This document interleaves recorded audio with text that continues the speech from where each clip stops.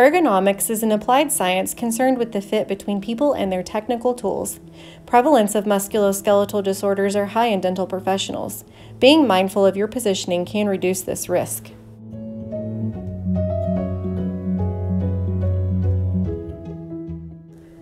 Neutral neck position includes a head tilt of 0 to 20 degrees.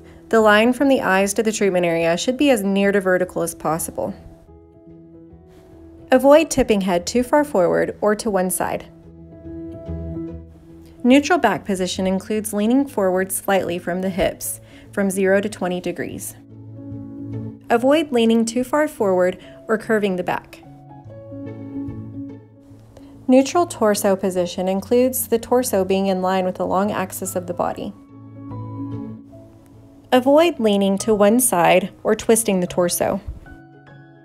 Neutral shoulder position includes the shoulders being relaxed in a horizontal line. Avoid hunching the shoulders forward or lifting them up towards the ears.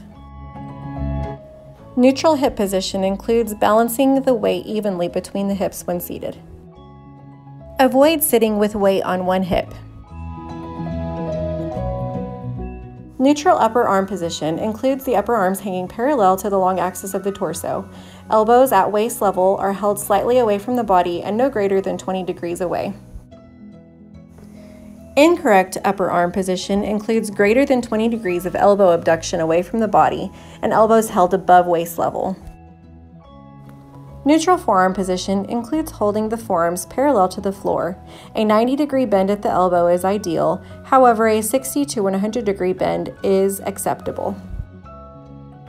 Incorrect forearm position includes an angle between the forearm and upper arm less than 60 degrees.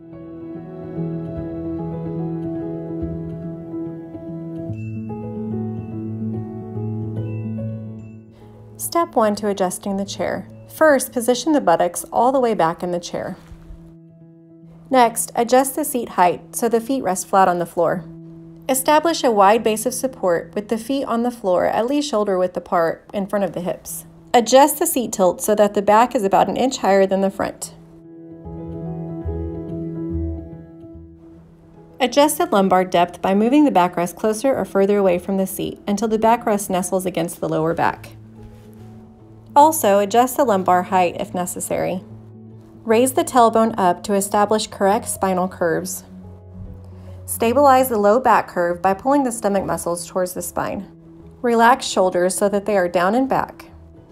Position the upper arms parallel to the long axis of the torso with the elbows held near the body.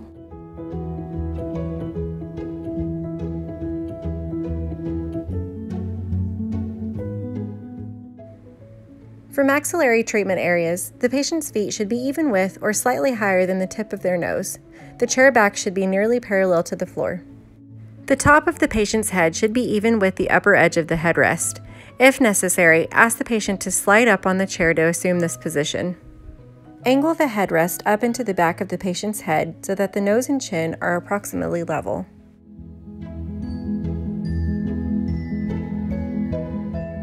Adjust the overhead light so that the beam ranges from perpendicular to the floor to a 60 to 90 degree angle to the floor.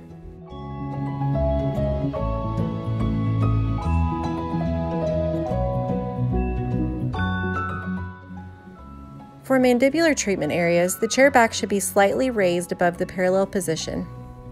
The top of the patient's head should be even with the upper edge of the headrest.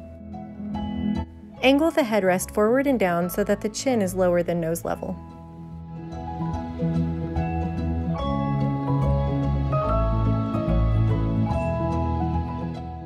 Position the overhead light so that it is directly over the oral cavity and perpendicular to the floor.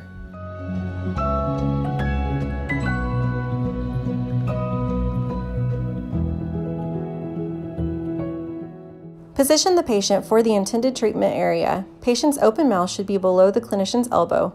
This will allow the clinician to reach the treatment area without raising the elbows.